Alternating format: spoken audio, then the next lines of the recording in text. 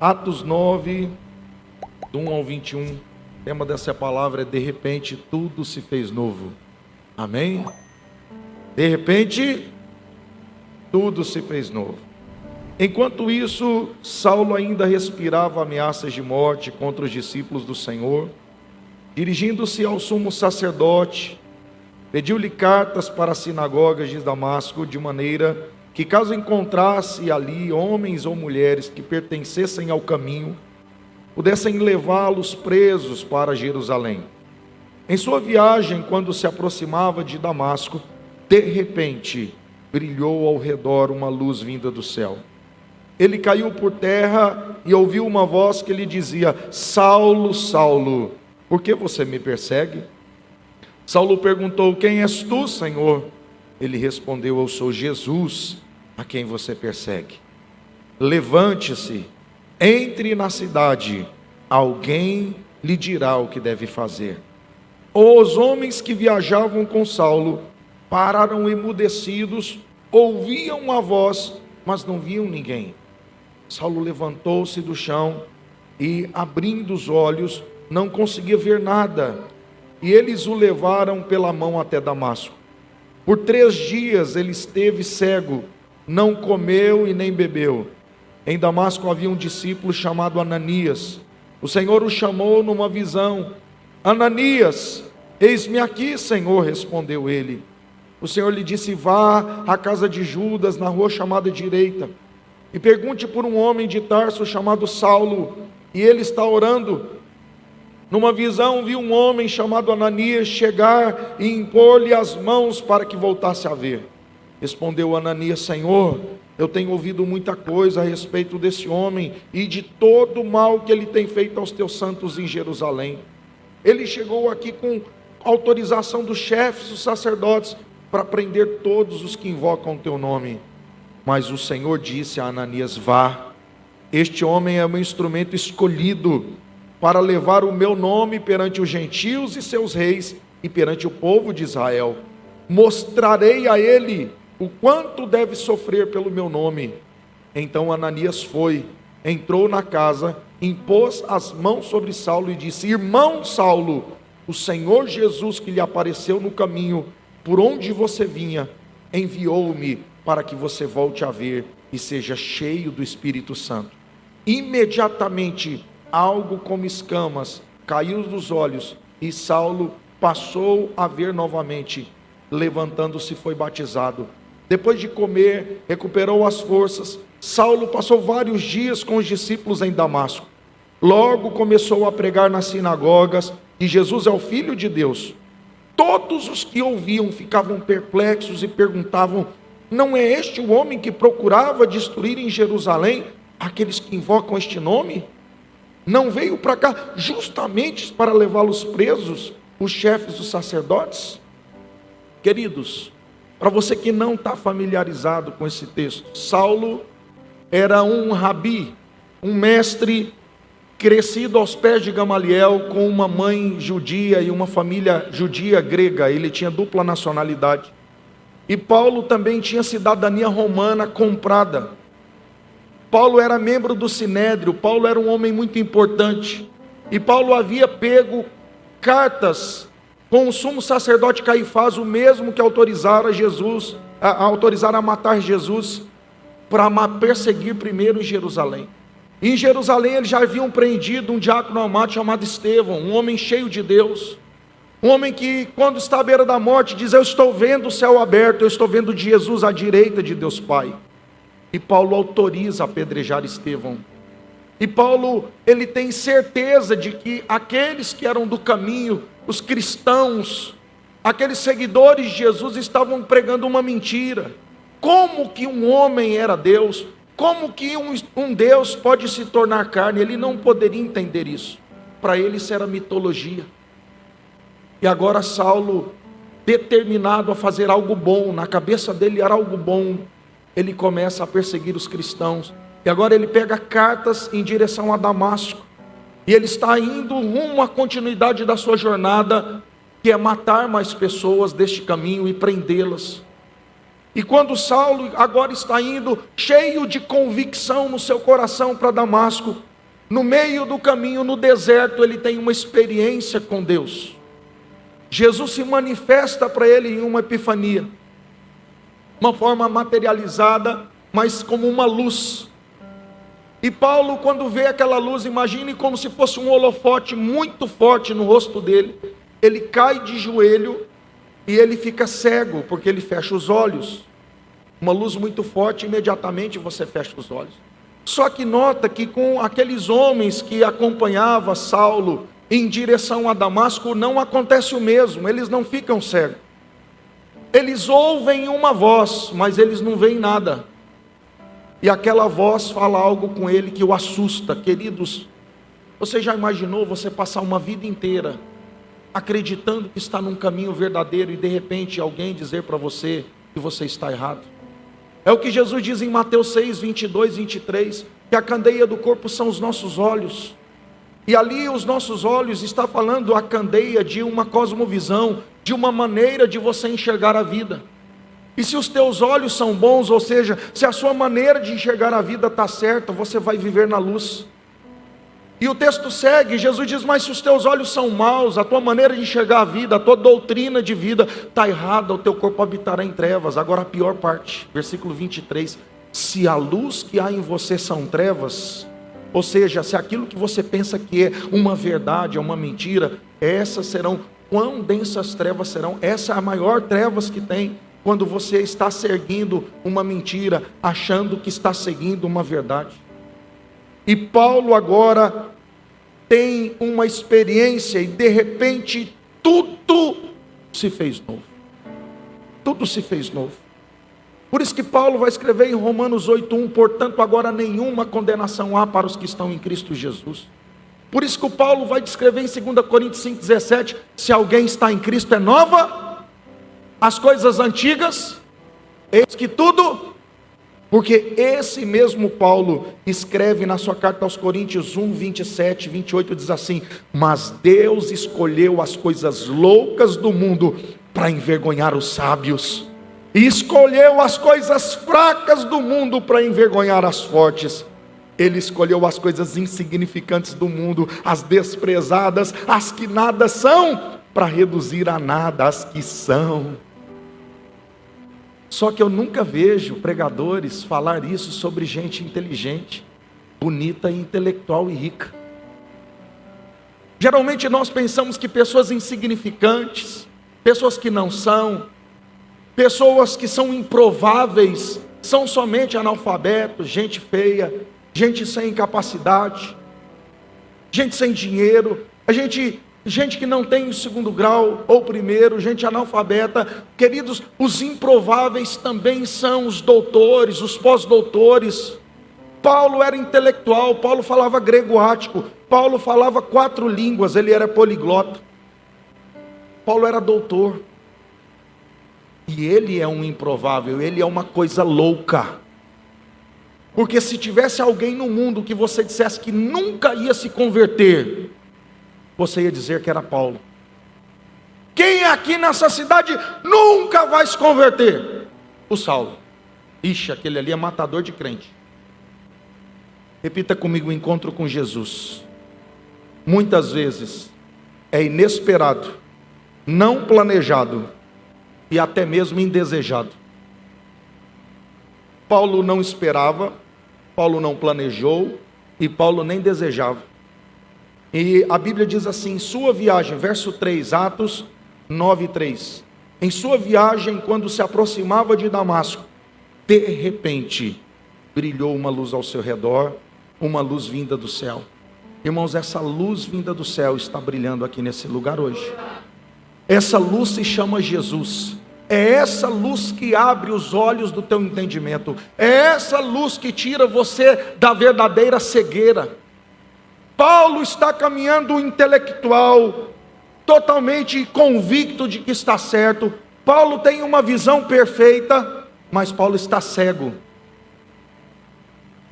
Muitas vezes nós estamos certos de que estamos convictos de algo, que estamos corretos, quando na verdade estamos cegos.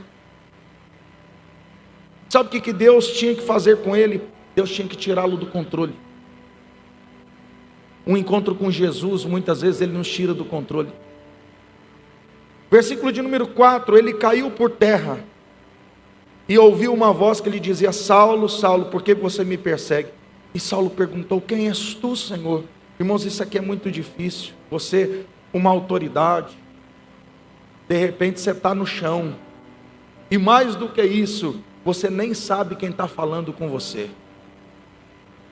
Mais do que isso, aquele Senhor que está falando com ele, e ele diz: eu sou Jesus a quem você persegue. Já imaginou que aquela pessoa que está falando com você, que você se prostrou diante de uma luz, você caiu diante de um poder, é a pessoa que você persegue?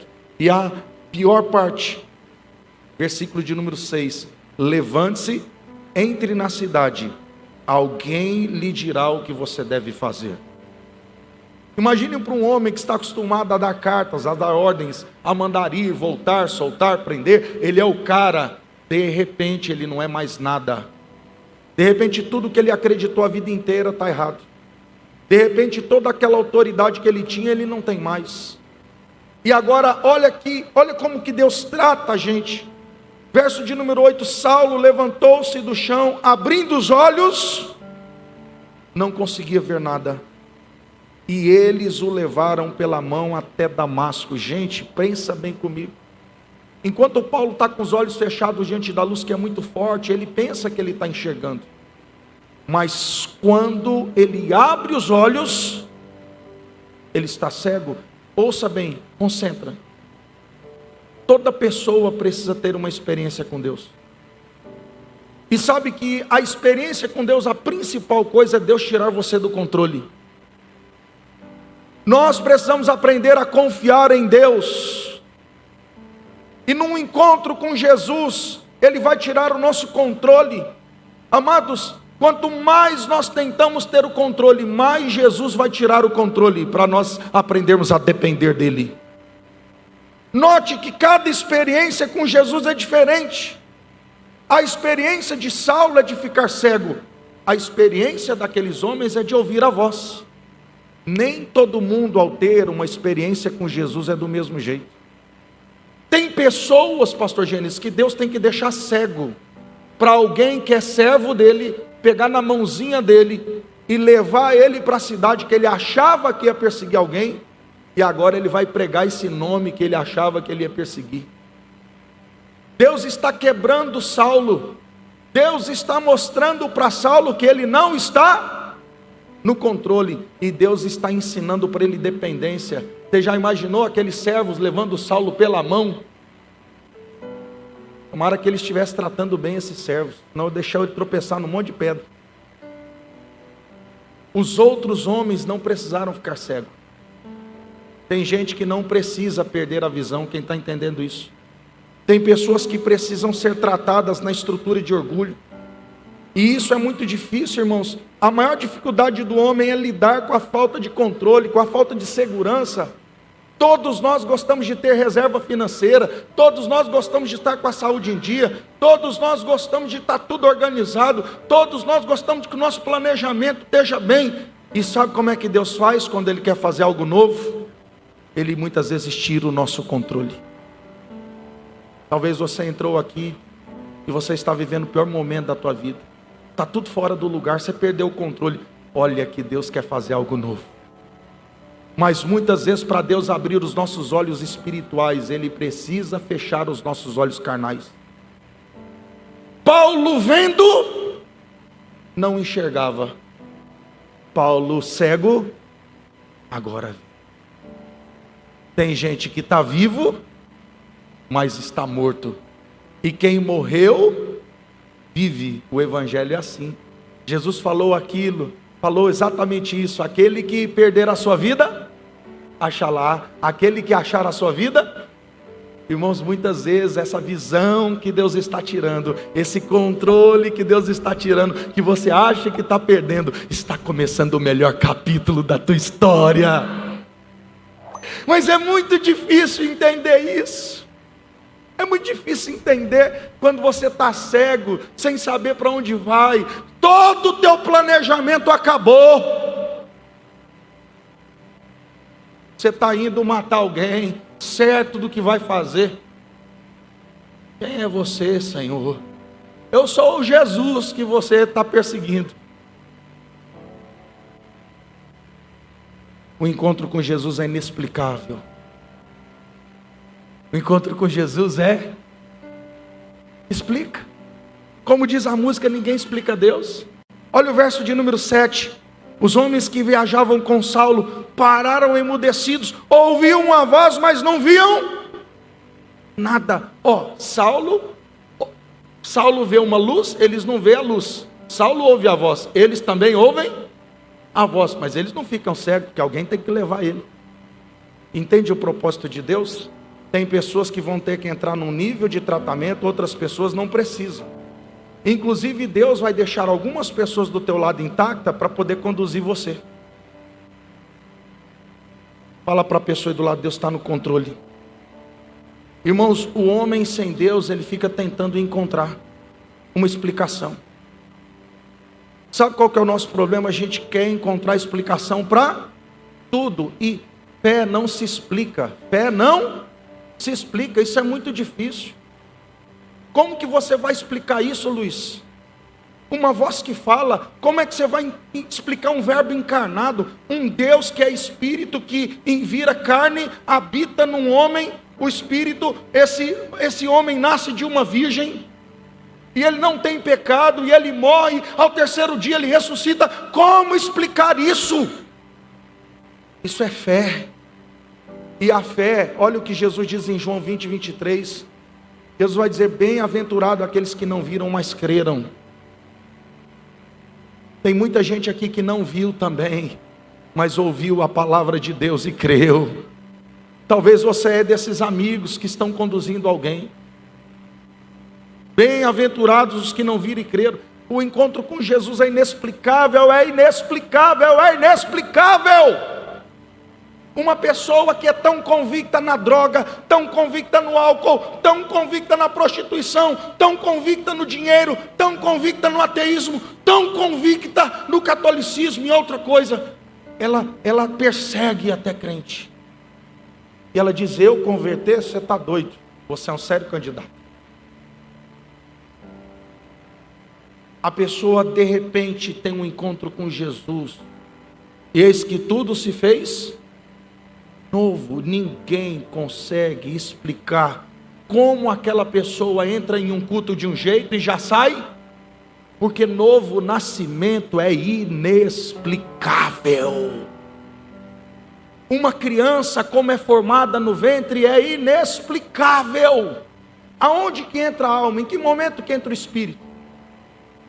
Você lembra daquela mulher do Vaso de Alabastro? O pastor Gênesis citou ela. Ela entra na casa, e quando ela entra, ela é prostituta.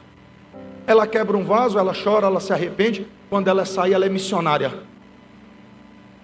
Irmãos, como que uma mulher entra de um jeito e sai de outro diferente? Me explica, me explica, me explica. Talvez você entrou aqui com sério vício, com sério problema, com uma séria luta. Eu quero dizer que aquele que fez a vida, aquele que construiu você, aquele que tem poder de transformar todas as coisas, está aqui nesse lugar, e Ele pode refazer você hoje. Ele tem o poder de recriar do caos. Ele levanta do pó, Ele ergue do monturo, Ele ergue o necessitado. Deus é Deus, você não precisa explicar, você precisa crer. Se você crer, você vai ver a glória de Deus. Aquelas pessoas olham, elas só vêm do lado de fora. A pessoa que entra, mas não vê a pessoa que sai por dentro. Só vem a pessoa que entra e sai do lado de, mas não vê a pessoa que sai do lado de dentro. Deus vai refazer você. Queridos, verso de número 11. O Senhor lhe disse, vá à casa de Judas, a rua chamada direita, e pergunte por um homem de Tarso chamado Saulo, ele está orando. Numa visão viu um homem chamado Ananias chegar e impor-lhe as mãos, para que voltasse a ver. Nesse encontro com Jesus, Deus muda teus planos e traz a verdadeira direção para a tua vida. Paulo estava com um plano, eu vou lá, vou perseguir, vou matar. Deus falou, essa é a tua agenda. Essa é a tua agenda. Eu tenho outro plano para a tua vida. Deus quer implantar o plano dele para você. porque a vontade dele é boa, perfeita e agradável, enriquece e não acrescenta dor. Deus tem um plano para você. Irmãos, quando Deus chama você, Ele dá endereço. Vá à casa de Judas, na rua chamada direita. Tem muita gente que diz que ouviu Deus e está sem endereço. Se Deus chamou você, Ele vai te dar endereço. Quem está entendendo isso? Deus não vai chamar ninguém para deixar perdido. Dá uma olhada nisso. Ele diz assim, numa visão de um homem chamado Ananias: tem muita gente que espera 30 anos para orar. Tem gente que diz: pastor, eu não sei orar, eu converti, mas eu não sei orar. Você acha que Saulo sabia? A vida inteira ele foi judeu, de tradição, então ele fazia as orações judaicas. Mas agora ele se converte, ele não sabe quem é Jesus, ele não sabe quem orar, ele é novo convertido, mas ele já está orando. Nunca espere aprender a orar para começar a orar. E sabe que Deus já está respondendo Saulo? Porque ele está orando aqui, e Deus já está falando com Ananias lá. Olha como Deus trabalha. Você ora aqui, Deus fala lá. E do mesmo jeito que Deus está falando com Saulo, eu vou mandar o Ananias, está falando com Ananias, vai lá no Saulo. E agora, amados, quando você olha para a situação, Provérbios 14:12 diz: há caminho que parece certo ao homem, mas o final conduz à morte. Provérbios 19:21, muitos são os planos no coração do homem, mas o que prevalece é o propósito do Senhor. Deus quer fazer o propósito dele na tua vida se cumprir. O encontro com Jesus, as pessoas irão duvidar da genuinidade do seu encontro. Num encontro com Jesus, as pessoas irão duvidar da genuinidade do seu encontro. Olha o que Ananias falou: Senhor, eu tenho ouvido muita coisa a respeito desse homem, e de todo o mal que ele tem feito aos teus santos em Jerusalém. Ele chegou aqui com autorização dos chefes dos sacerdotes para prender todos que invocam o teu nome. Nota, queridos, Ananias serve a Deus, ouve a voz de Deus, conhece Deus, mas ainda tem medo. Não significa que aceitar Jesus, você vai deixar de ter temores e medos. Ananias não é onipotente, onipresente, onisciente. E Ananias, olha, ele vai contar para Deus. Será que Deus deve estar mal informado? Ele não leu a Gazeta de Jerusalém do dia anterior. Senhor, o Senhor está mandando eu ir no Saulo? Isso deve ser bem o capeta falando comigo. Deve ser Deus, não. O senhor está sabendo que é o Saulo, aquele de Jerusalém, aquele que veio com carta para matar a gente. Senhor, o cara vai me matar, Senhor. O senhor está me botando numa fria. Irmãos, Deus aceita a nossa humanidade, porque Ele sabe que a gente não conhece o futuro. Mas quando Deus falar conosco, nós temos que acreditar, porque Ele não está vendo agora, Ele está vendo lá na frente. Aquela pessoa que você acha que é improvável e é impossível, Deus vai alcançar ela. Você vai ver essa pessoa dentro dessa igreja adorando o nome do Senhor. Sabe aquela pessoa que você disse que nunca ia converter? Aquela que zomba de crente, brinca, bagunça, diz: ei, irmã, já vai para a igreja, aleluia, glória a Deus. Daqui a pouco vai estar falando glória a Deus de verdade aqui dentro. Vai ser líder de célula, vai ser ganhador de alma. Sabe por que as pessoas querem duvidar de você? Primeiro, por que as pessoas vão duvidar? Porque elas não querem se frustrar ao acreditar na mudança de alguém. Muitas vezes usam até psicologia reversa. Aquele? Duvido. Porque quando eu acredito na tua mudança, eu posso me frustrar. Então eu estou sempre duvidando, inclusive usando a psicologia reversa. Aquele ali? Duvido. Lá dentro tem uma esperança e uma vontade que mude, mas as pessoas não acreditam, porque elas acham que uma mudança é uma obra humana. Irmãos, a mudança que vai acontecer em você, ela é divina. Você tem que entender que não é você estar pronto para aceitar Jesus, é você aceitar Jesus para ficar pronto. Porque quem vai fazer a obra em você é Deus. E aquele que começou a obra vai terminar na tua vida.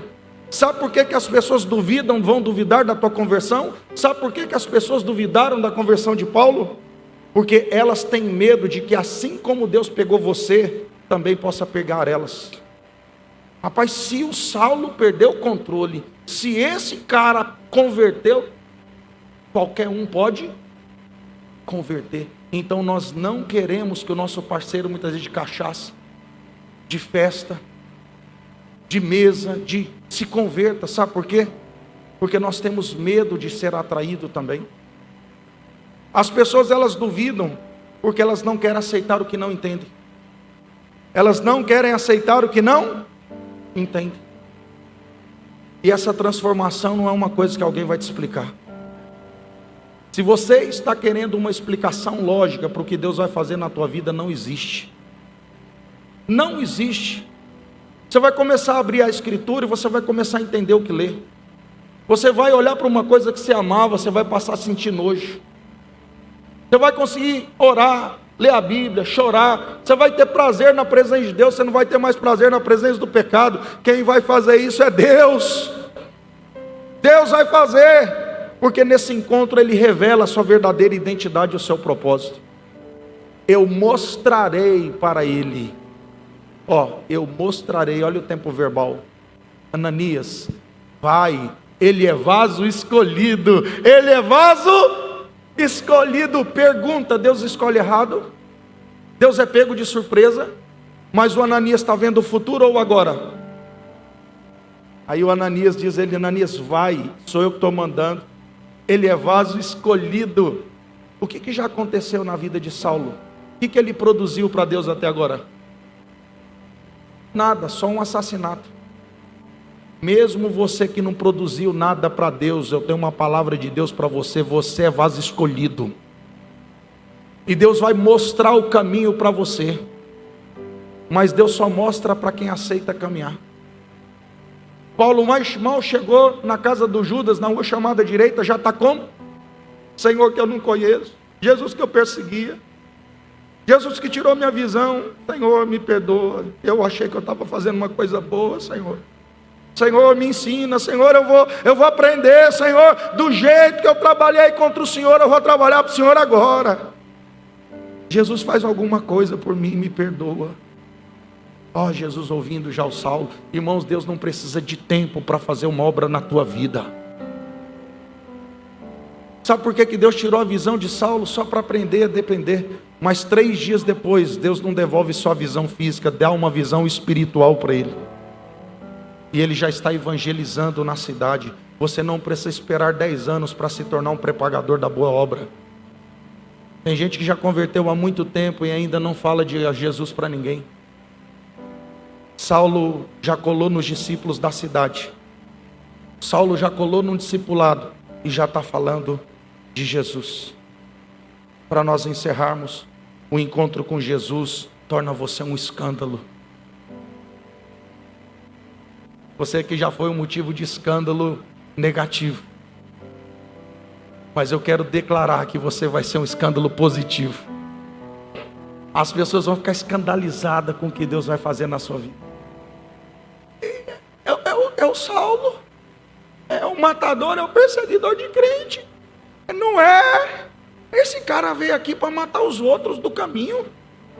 Esse cara está pregando o nome que ele matou gente. Eu estou ouvindo direito? Tem gente que vai olhar para você e vai dizer, eu não estou entendendo. Que bom, porque ninguém explica Deus.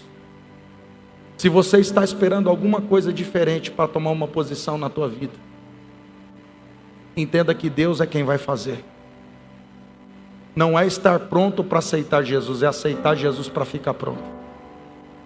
Porque um dia, Jesus viu você desse jeito, no pior capítulo, no pior momento, morto em delito e em pecado, incapaz de fazer qualquer coisa ou merecer a salvação. Mas Ele desceu da glória. Ele se esvaziou e assumiu a forma de homem, de servo. E Ele andou por este mundo, ensinando o caminho que devia andar, discipulando. E depois Ele morreu, e ao 3º dia Ele ressuscitou.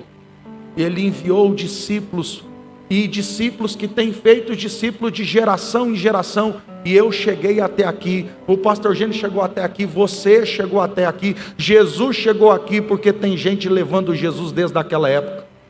E Jesus falou que quem cresce no nome dele seria salvo, quem cresce e fosse batizado seria.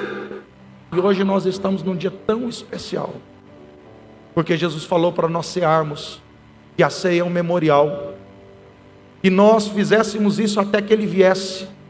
E por isso a igreja de Jesus é batizada, porque nós somos batizados no nome de Jesus. Quando nós somos batizados, Deus está sepultando a nossa velha natureza. Quando nós somos batizados, nós estamos sendo mortos nos nossos delitos e pecados e ressuscitando com Cristo. Imediatamente Saulo foi batizado. Irmãos, tem gente que está 10 anos na igreja e não batizou. Saulo terminou de converter, já estava batizado e cheio do Espírito Santo, já estava orando e pregando. Deus tem pressa na tua vida. Hoje nós estamos aqui para lembrar que todos aqueles que confessarem Jesus serão salvos. E essa Santa Ceia é um memorial.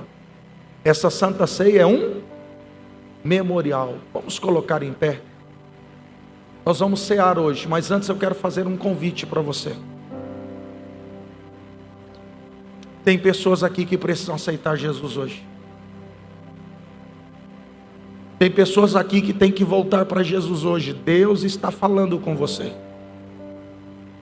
Talvez você está esperando alguma coisa acontecer na sua vida para você mudar. Espera um pouquinho. Pastor, eu quero que Deus faça alguma coisa para mudar. Deus já vai fazer a partir do momento que você vier para Ele.